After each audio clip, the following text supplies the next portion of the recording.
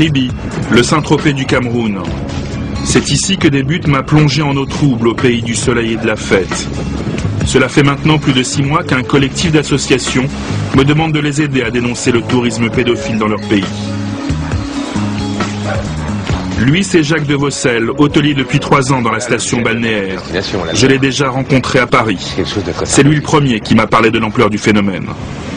C'est monsieur tout le monde qui a un peu d'argent, hein, c'est monsieur tout le monde qui est chef d'entreprise ou cadre dans une entreprise française ou européenne et qui sait que ça existe au Cameroun ou dans d'autres pays d'Afrique, hein, c'est pas spécifique au Cameroun, hein, je veux dire ça existe dans tous les pays d'Afrique, qui viennent, sachant que ça existe, qui viennent passer un séjour d'1 semaine dans un hôtel ici, ou à Douala, ou à Yaoundé, ou ailleurs, et qui fait de toute façon dans toute cette semaine n'ont qu'une idée en tête, c'est assouvir leur pulsion et leur passion qui est de la pédophilie. Pour moi ça n'a pas d'autre nom, c'est évident.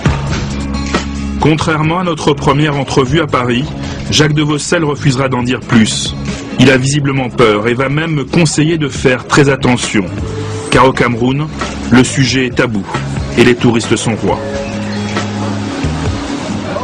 Avant de me quitter, Jacques de Vossel m'a tout de même lancé sur une piste, le marché de Kribi. À part la plage, c'est là qu'ont lieu les rencontres entre touristes et mineurs. Ce commerçant me confirme les faits et accepte de me mettre en contact avec une jeune fille victime d'un touriste occidental. Mais d'abord, il faut la convaincre. Comme ça, tout à l'heure, on te retrouve et puis on pourra en parler, en fait. Vianney, le commerçant, va arracher un rendez-vous à l'adolescente. Il habite le même quartier qu'elle, un des plus pauvres de la ville. La misère, à quelques encablures de l'opulence. Il y a beaucoup de touristes, assez, qui viennent et qui se livrent au plaisir de la chair. C'est très malheureux pour nous parce qu'en fait, on est très pauvres là et parfois même c'est les parents qui demandent à ces enfants d'aller nous chercher à manger pour pouvoir subvenir à nos besoins, quelque chose comme ça.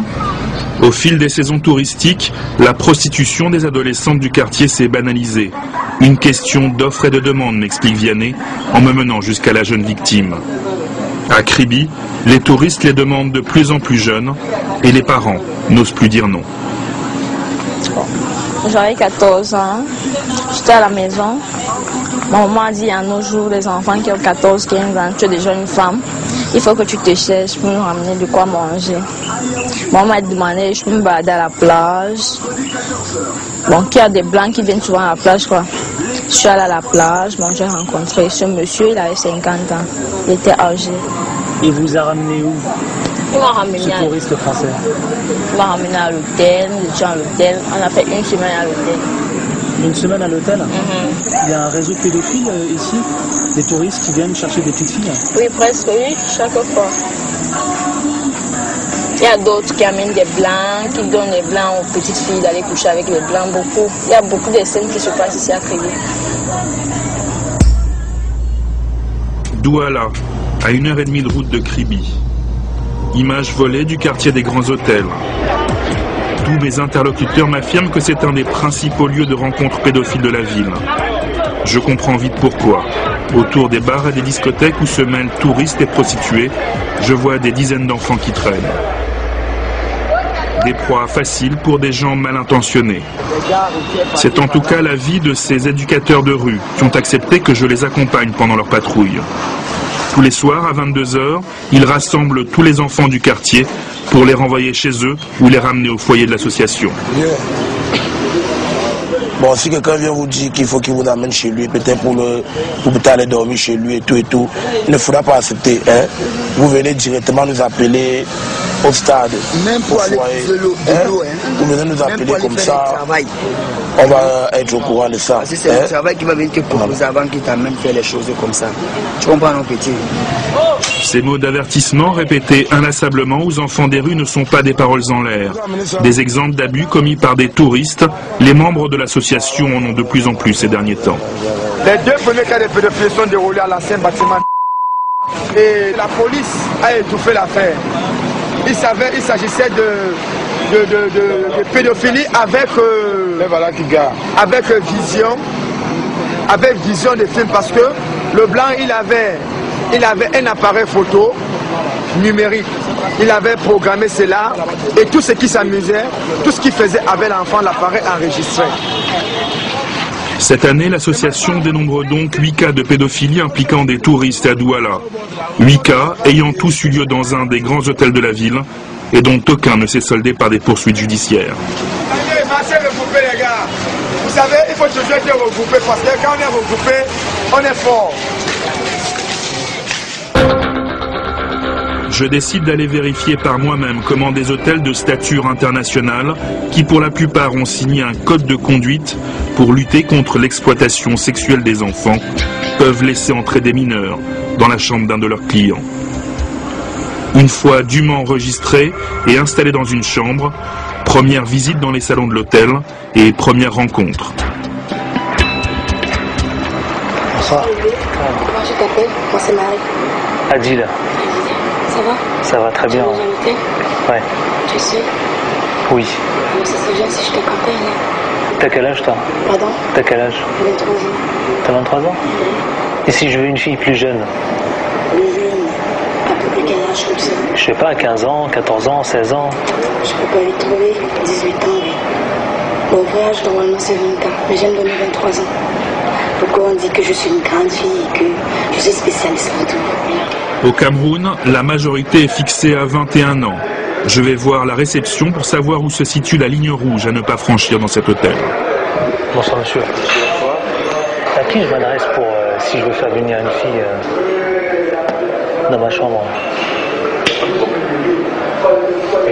Elle vient de saccadée à Tessis.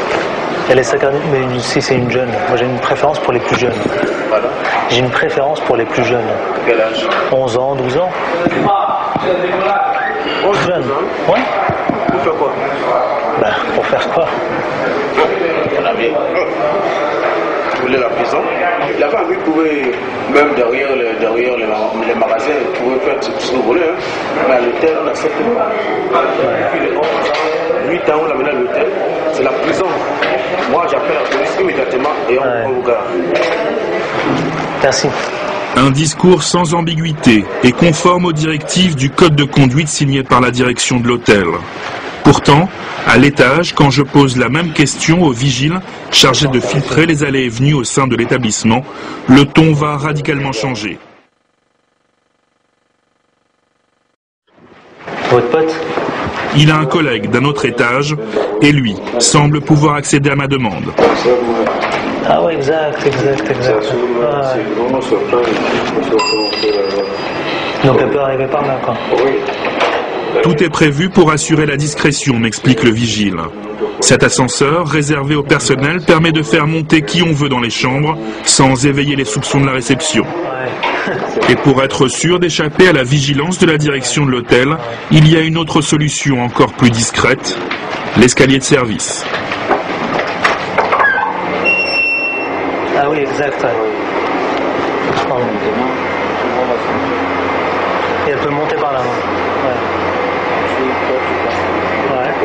Tu viens, tu me vois, je descends, tu là, je libère avec les gars. Bonsoir. Une discussion s'engage entre les deux vigiles. Visiblement, aucune mineure n'est disponible avant le lendemain et le prix n'est pas négociable, 50 000 francs CFA, soit 75 €. Pour une petite fille, 40, 50. 50 000 CFA. Francs CFA. Bien. Ouais. Bien satisfait. Vous êtes satisfait à fond. Ouais. C'est bien. Pour une fille de 14 ans, quoi. Ah oui, bien sûr. Rendez-vous est pris pour le lendemain. En moins d'une heure, j'ai pu entrer en contact avec une filière de prostitution enfantine, et cela sans même avoir à sortir de mon hôtel. En attendant mon rendez-vous du soir, l'association qui patrouille dans le quartier des grands hôtels m'a mis sur la piste d'un Français, surpris dans sa chambre d'hôtel avec une fille de 12 ans. C'était il y a tout juste 9 mois, et comme dans la plupart des autres cas, l'affaire a été réglée au profit du touriste. Pourquoi une telle impunité? Un homme va prendre le risque de me répondre. C'est un haut responsable de la police. Pour ne pas éveiller les soupçons de ses collègues, il m'a donné rendez-vous dans un quartier populaire de Douala. Vous savez, généralement ici, c'est quand les victimes se plaignent que ça a un effet, que la police y a action. S'il n'y a pas plainte, il n'y a pas action. Même si la fille a 10 ans, même si elle a 12 ans, on se dit qu'il y a eu consentement. Si elle dénonce ces expatriés, nous on va entrer en action. On l'interpelle, on met les enquêtes, si tout est confirmé, on va l'expatrier. Tel est le cas d'un expatrié qui était ici. Il s'est livré à ses activités, il a été expatrié, il est interdit de séjour quand même depuis un moment de temps. Pas de plainte, donc pas de poursuite. Le policier m'apprend qu'en général, un peu d'argent versé aux familles suffit à éviter le scandale au Cameroun. Pour ce cas précis, le touriste français a donné 3 000 € pour éviter la prison. J'ai rendez-vous avec la victime, loin de son quartier et du regard indiscret de ses voisins. Jusqu'à présent, personne, à part ses proches, n'avait entendu son histoire. Elle avait 12 ans au moment des faits et aucune idée de ce que lui voulait cet homme. Quand il a forcé ma robe, il a soulevé, je forçais. Le tissu du dessus s'est déchiré. Il m'a dit que si je m'amuse, il va me faire mal en voulant lever le slip là. Je me suis mise à aider à ce temps-là. Les vigiles sont venus demander qu'est-ce qui se passe. Il a d'abord dit rien. Parce que dès qu'on toque à la porte, c'est lui qui va ouvrir. On dit, mais on a entendu un bruit, il dit non, c'était rien. J'ai continué, ils ont insisté, ils sont entrés. Et qu'est-ce qui s'est passé à ce moment-là? La police est venue. Lui, il arrangeait vite ces choses, comme s'il voulait fuir. Les gars l'ont empêché. Dès que la police est venue là, ils m'ont même rien demandé. Comment ça s'est passé? Rien. Ils sont partis parler avec le monsieur, je ne sais pas ce qui s'est passé. Eux, ils sont partis. Il m'a dit, rentre chez toi, c'est tout. Et le monsieur est parti comme si de rien n'était, comme si je mentais, quoi. Qu'est-ce que tu as envie de dire?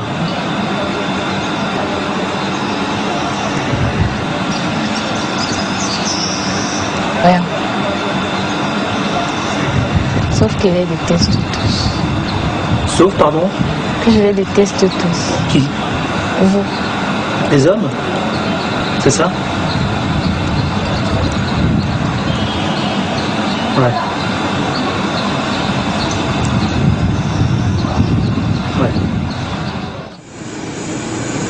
20 h, c'est l'heure d'appeler les vigiles qui ont promis de faire monter une mineure de 14 ans dans ma chambre. Allô, c'est vous qui venez de me biper? C'est le monsieur de la sécurité là, c'est ça, hein? Oui. Bonsoir. Bonsoir. Ça va? Tu vas bien? Je vous amène votre invité surprise. L'invité surprise? Oui. Bon, bah merci. Hein. Allez, à tout à l'heure. Merci. Ça va? T'as eu peur là de passer par l'arrière de l'hôtel et tout? J'ai eu trop peur. Trop peur? Parce que lui, il a trop fallu lui tracasser. Ouais. J'aime pas me sentir mal à l'aise. Oui, mal à l'aise. J'étais trop mal à l'aise.